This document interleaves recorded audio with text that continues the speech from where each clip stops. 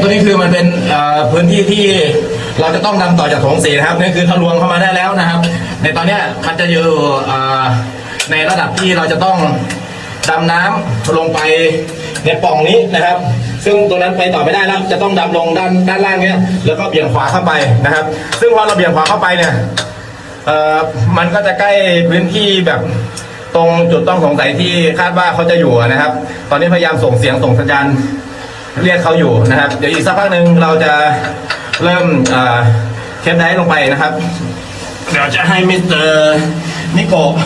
กับครูเบนนะครับดำเนินการต่อนะครับเดี๋ยวตอนนี้กำลังเร่งระบายน้ำช่วยกันอยู่เท่าที่จะช่วยได้ในขณะเดียวกันก็จะทำงานไปพร้อมๆกันเลยนะครับข่าวดีคงอีกไม่นานครับเย็นสว่าง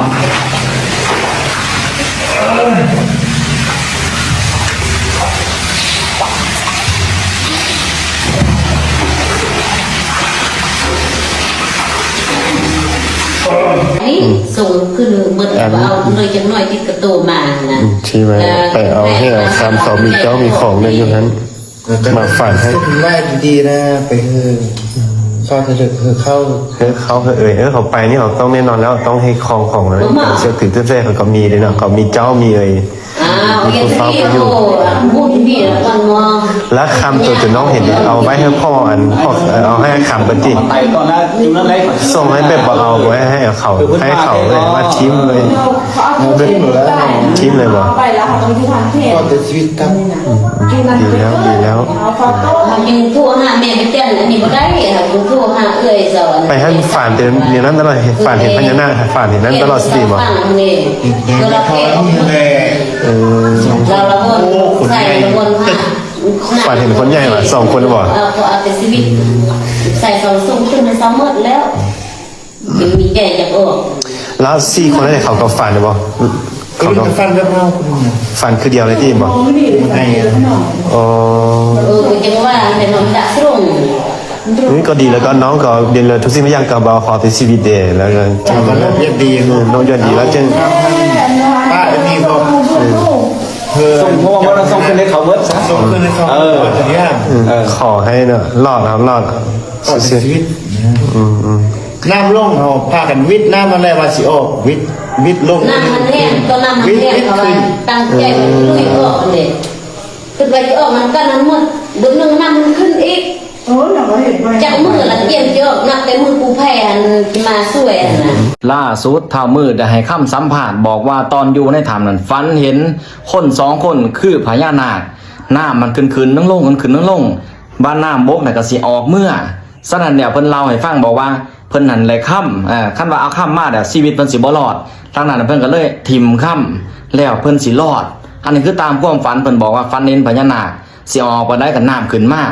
บกแต่ก็ขึ้นอันนี้จากความฝันที่เพิ่นอยู่ในถ้ำแล้วเพิ่นก็ฝันคือกันทุกๆคนที่อยู่นำกันบ่แม่นฝันแต่เฉพาะเพิ่นผู้เดียวเอิ้นว่ามันนิมิตให้เพิ่นเห็นอีกแบบนึงเอิ้นว่าปัจจักตังหูได้เฉพาะตนคันบอกไปบางคนก็เชื่อบางคนก็บ่เชื่ออันนี้เขาเอิ้นว่าความฝันพี่น้องก็ลองคอมเมนต์เบิ่งพี่น้องฝากแชร์นำอันนี้จากเพิ่นเล่าให้พี่ให้น้องฟังหลังจากเพิ่นออกมาจากถ้ำพี่น้องฝากแชร์ต่ออัปเดตด่วนถึงแม้5 ชีวิตรอดจากถ้ำใสสมบูรณ์แล้วแต่ภารกิจนี้ยังไม่จบเพราะยังมีอีก2 ชีวิตที่กำลังรอคอยความช่วยเหลือท่ามกลางฝนที่ตกลงมาอย่างหนักข่าวดีที่สุดในตอนนี้คือผู้ประสบภัย5 คนที่ติดในถ้ำเมืองล่องแจ้งแขวงไซสมบูรณ์ประเทศลาวตอนนี้ทั้ง5 คนถึงโรงพยาบาลแล้วร่างกายเริ่มฟื้นตัวและได้วิดีโอคอลมาขอบคุณทีมกู้ภัยจนทำเอาใจฟูกันไปตามๆกันเลยครับแต่เรายังหยุดพักไม่ได้ข้อมูลสำคัญจากเท้ามืดระบุว่าผู้สูญหายอีก2 คนอาจจะเดินลึกเข้าไปในถ้ำอีกราว500 เมตรจากจุดที่พบกลุ่มแรกซึ่งข้างในมีทางแยกสลับซับซ้อนและที่สำคัญคืออากาศหนาวเย็นมากสถานการณ์หน้าถ้ำตอนนี้กดดันขั้นสุดเพราะมีฝนตกหนักลงมาอย่างต่อเนื่องแต่ความหวังของเรายังเปี่ยมล้นครับเพราะล่าสุดทีมนักดำน้ำระดับโลกจาก6 ประเทศทั้งอินโดนีเซียออสเตรเลียญี่ปุ่นฟินแลนด์มาเลเซียและฝรั่งเศสเดินทางมาถึงพื้นที่แล้วเพื่อผนึกกำลังกับทีมกู้ภัยลาวไทยและผู้บริหารระดับสูงของแขวงที่ลงพื้นที่บัญชาการทั้งวันทั้งคืน โอกาสที่จะพบทั้งสองคนยังมีสูงมาก ขอส่งกำลังใจให้ทีมกู้ภัยทุกคนที่ลุยหน้าต่อไปแบบไม่รู้จักเหน็ดเหนื่อยและขอให้มีปาฏิหาริย์พาทั้งสองชีวิตกลับสู่อ้อมกอดของครอบครัวโดยเร็วที่สุดครับ สบายดีกับผมนะนายเก่งกาจบงกาวงนายกสมาคมเมตตาธรรมหน่วยกู้ภัยเมตตาธรรมจากจังหวัดกาฬสินธุ์เป็นหัวหน้าชุดปฏิบัติการการกู้ภัยในพื้นที่สปปลาวในภารกิจการซอยเหลือชีวิต7ชีวิตที่ติดอยู่ในถ้ำนะครับในแผนภารกิจที่สืบเนื่องต่อจากเมื่อวานที่คนหาทั้งหาไล่พบแล้วนะก็ยังคงเหลืออีก2ไล่ที่ยังต้องเฮ็ดภารกิจต่อในการลำเลียงทั้งหาทาง เลยแบบเพิ่นมาถามจะมา โอเคมาอันที่มานี่คือมาหาเลย ตั้งใจมาหาเลย มาจาก จับภาษา จะมาจากโอ้ขอบคุณอะไรครับมันใกล้ไหนก็จะมาจากมาเนี่ย คืนหนึ่งกับ2 มื้อ คืนหนึ่งกับ2 มื้อเดินทางมาเนี่ยมาหาเนี่ย แม่ ขอบคุณครับ จ้าเป็นหยังนอกเลยค่ะดีใจที่ได้แต่ว่าเขาอยู่ต่างถิ่นเขายังมาเขาอยู่กับประเทศเฮาก็ต้องมาเห็นมันได้คือว่า ป้า2 มื้อหนึ่งขึ้นจากจำปาสักมานี่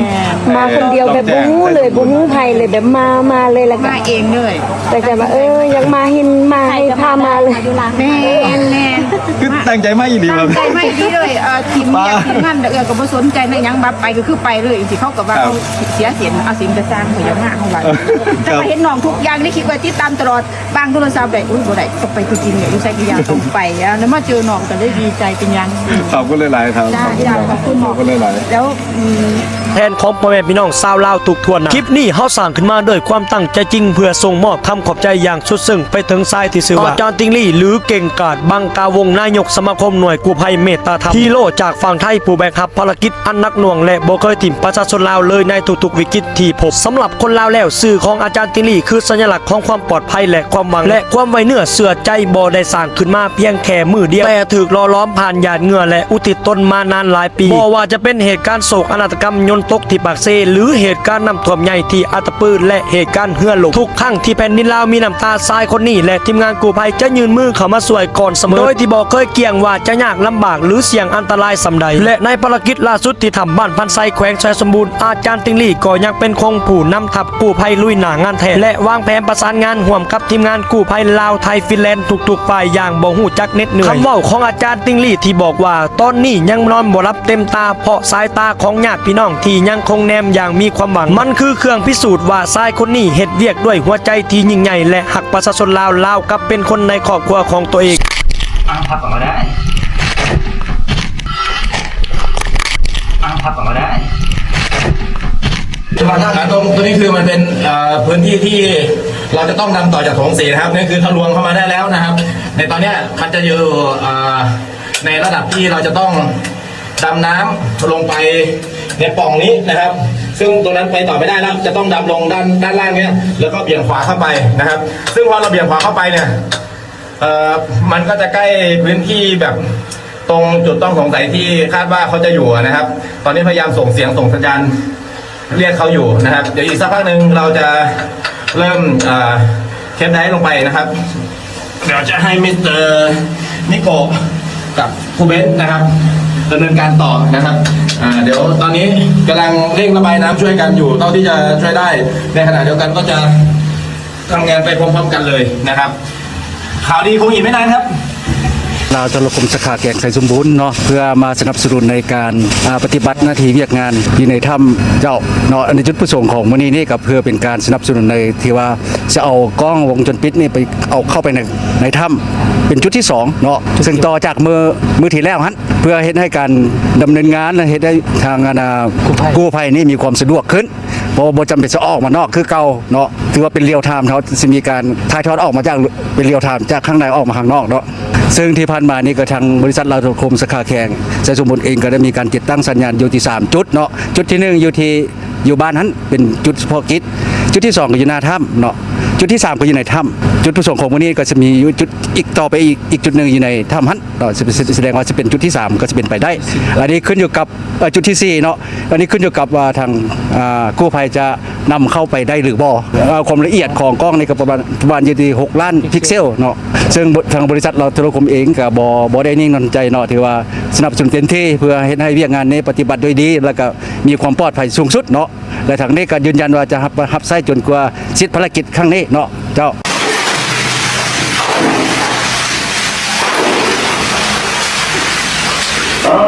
ย็นเลยวะ